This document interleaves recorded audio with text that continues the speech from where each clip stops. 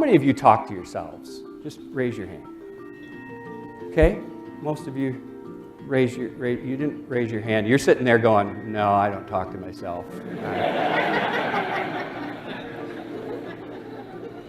Research shows we have about 60,000 thoughts a day. 57,000 of those thoughts are the same thoughts you had yesterday. 95% of our thinking is turned over to unconscious because that's an efficient way for our brains to work. Our brains are so efficient that we turn things over to kind of autopilot. But that's the way it is with all of our thinking.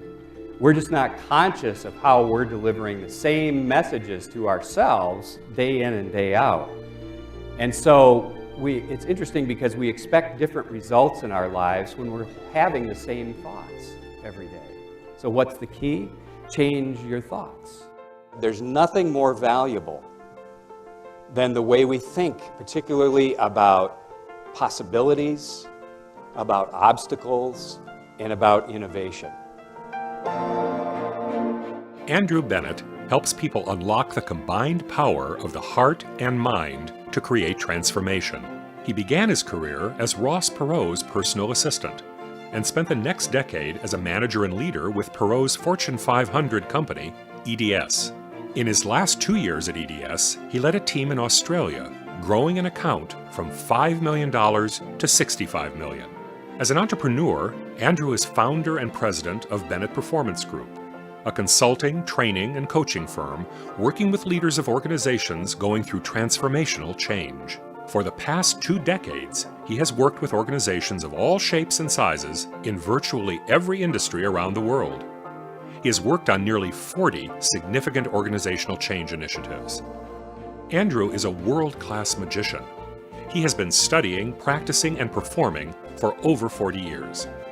A member of London's Magic Circle, the oldest and most prestigious society of magicians in the world, Andrew uses magic in a powerful way to engage people, open the mind, and stimulate powerful learning.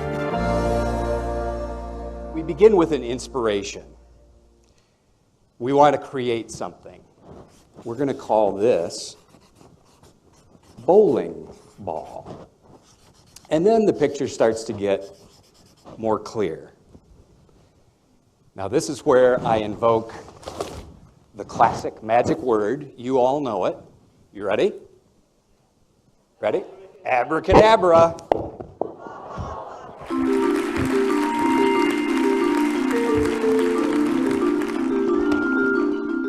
The word abracadabra is an Aramaic word, which is an ancient sacred language.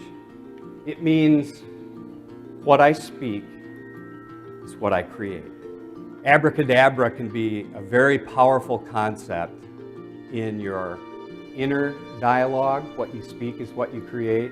In your interpersonal dialogue, what you speak with others is what you create. In your organizations, what are you talking about in your organizations? Because what we speak is what we create. What really stood out to me the most was one of the things that he said early on in his presentation about the word abracadabra and what that means. So what I speak, I create. And so that really stood out to me just because I feel like now I need to be more purposeful in what I am speaking and what I want to create in my life. And so it was a very powerful statement that really kind of brought the whole presentation home for me. What's unique about magic is it's the art of the possible.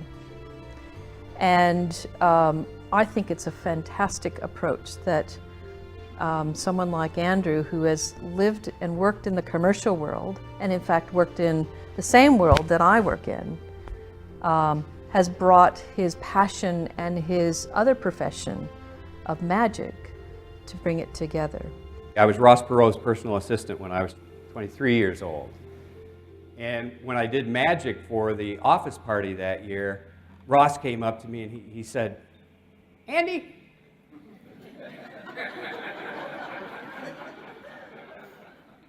you're real good at that magic. From now on, whenever you do a business presentation, I want you to use magic in it." And that's influenced me ever since then. And it's taken me around the world. It's been amazing. And when you think about how that was nurtured, and that's my point, is that A vision requires nurturing. When you bring something different, that's what gets people's attention, but then it has to have substance to keep the attention, and this had substance. To give you an experience of, wow, for a moment, anything is possible. You know that feeling? I call it the power of wow. That moment when you see the magic happen and you're a child again and you're reconnected with all kinds of possibility, it's just a wonderful moment. And then unfortunately in today's day and age, we very quickly move on to, how'd you do that? And we lose it. And I think we lose something precious there. We lose, even if we just talk about it as a source of innovative thinking in organizations, we lose that ability to kind of let go of debating and criticizing and disbelieving, and we move into, wow, what is possible? You know, a magician shows us that anything is possible. And what if we just could stay in that a little bit more than we do?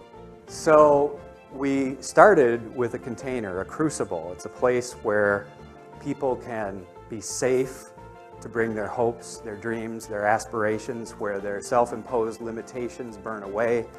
And with empty hands, I'm approaching the crucible now, and I just want to see, we've got a card with a hole, the 7 of Hearts. Is that your card, Mark? Manish, how did you feel about what you just saw? Yeah, but it was pretty amazing. I think the analogy between magician and the business, and in terms of leadership and the magician, is quite potent, really powerful. Just seeing how you can actually translate what the magician is doing into the business world. That was just fascinating.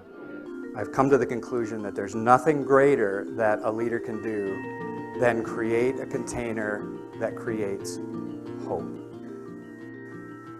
You know, it doesn't take a rocket scientist to know that hope is powerful stuff. And the word prosperity comes from a 2-part Latin word, prospera. That actually means toward hope. So when we talk about prosperity, we're talking about moving toward hope. Think about that, how powerful it is. So I wish you all great prosperity, and I say this with a final abracadabra.